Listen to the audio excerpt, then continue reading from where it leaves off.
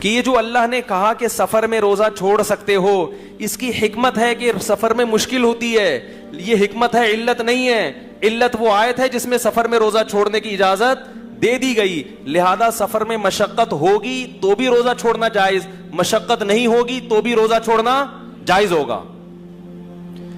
اور سفر کے علاوہ اگر مشقت نہیں ہو تو بھی روزہ رکھنا فرض ہے، مشقت ہو تو بھی روزہ رکھنا فرض ہے. اللہ نے مرض میں اجازت دی، اور یہی وجہ ہے کہ مرض اگر بڑھنے کا اندیشہ ہو تو روزہ چھوڑنا جائز ہے، چاہے مرض چھوٹا ہو یا زیادہ ہو. لہذا اللہ نے کہیں بھی نہیں قرآن میں کہا کہ کل اگر پیپر ہے تو روزہ چھوڑ دو، کیونکہ اگر اس پر مدار رکھا جاتا ہے نا حقیقی مشقت پر، کہ واقعی اگر مشقت ہے تو روزہ چھوڑ دو، تو مسئلہ پھر بڑا گمبھیر ہو جاتا. کیوں؟ اس لیے کہ میں یہ کہتا کہ گرمیوں میں مجھے کیا ہوتی ہے، تکلیف ہوتی ہے. ایک آدمی کے لیے کل پیپر کی وجہ سے روزہ چھوڑا جا سکتا ہے، تو میرا پیپر نہیں بھی ہے، مجھے جون کا روزہ ویسے ہی سمجھ میں نہیں آتا میرے. تو یہ تو ایک عجیب بھیڑ چال بن جاتی.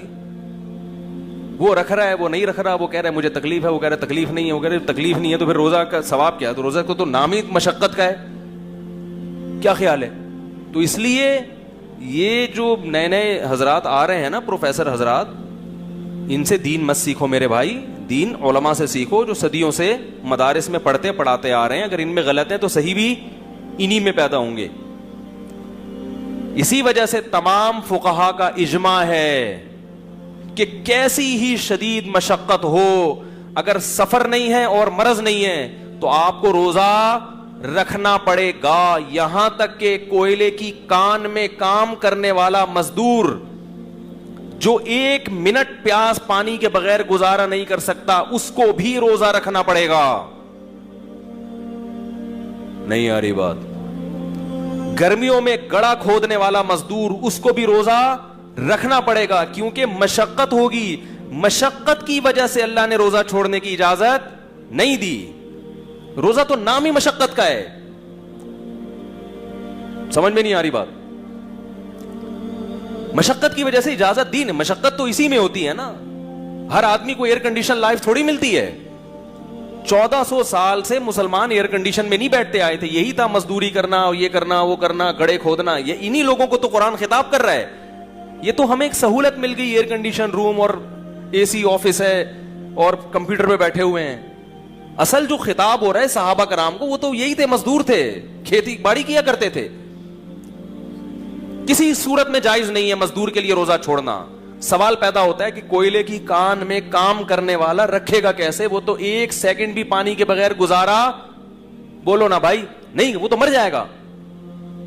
تو ہم کہتے ہیں جب مرنے لگے تو توڑ دے، کیونکہ اللہ نے سب سے پہلے کس کو ترجیح دی ہے؟ اس پہ قرآن و سنت ہے کہ سب سے پہلے کیا ہے؟ زندگی. مرض میں بھی اجازت اور موت سے بچنے کے لیے بھی اجازت. لہذا بیمار ہونے کا خطرہ ہو شدید، تو جب وہ خطرہ پیدا ہوگا اس وقت توڑے گا. توڑنا اس کے لیے جائز ہوگا، چھوڑنا جائز.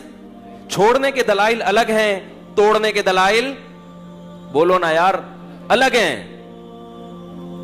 اس لیے علماء کہتے ہیں 30 دن کسی نے ریگستان میں روزہ رکھا یا کوئلے کی کان میں، 30 کے 30 دن روزہ رکھ کے توڑے گا، انشاءاللہ گناہگار نہیں ہوگا. کفارہ بعد میں قضا کر لے، چھوڑے گا تو گناہگار ہوگا. کیونکہ قرآن کی آیت ہے فمن شہید منکم الشہر فلیصم، جو بھی رمضان کا مہینہ پائے روزہ رکھے، سوائے 2 کے، مریض اور مسافر. کوئلے کی کان میں کام کرنے والا اس من کے مفہوم میں داخل ہے، جو بھی کے مفہوم میں داخل ہے. لہذا وہ بھی روزہ رکھے گا، پھر عذر کی وجہ سے توڑے گا. اب اگر کوئی کہ یار جب رکھ کے توڑنا ہی ہے تو ایسے رکھنے کی کیا ضرورت، تو یہ آپ کی اپنی رپورٹ ہے، آپ کی اپنی منطق ہے جو اللہ کے قانون میں نہیں چلے گی.